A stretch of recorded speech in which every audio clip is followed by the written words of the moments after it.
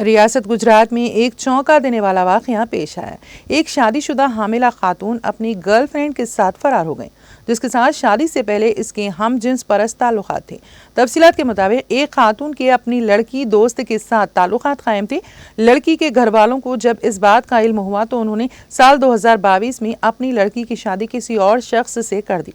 शादी के बाद मज़कूरा खातून हामिला हो गई थी। बारज़ा वो दोबारा अपनी हम जिन्स परस्त सहेली के राब्ते में आई और वो दोनों घर छोड़कर भाग गए। बीवी के भाग जाने पर उसका शौहर पहले पुलिस से रुजू हुआ और इसके बाद उसने अदालत का दरवाज़ा खटखटाया।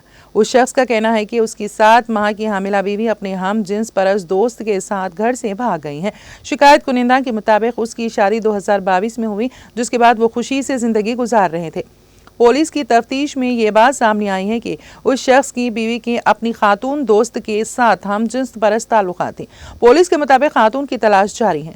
मामला सामने आने के बाद हाईकोर्ट ने गुजरात पुलिस को हुक्म जारी किया है कि वो खातून का सुराग लगाकर उसे 23 दिसंबर तक अदालत में पेश करें।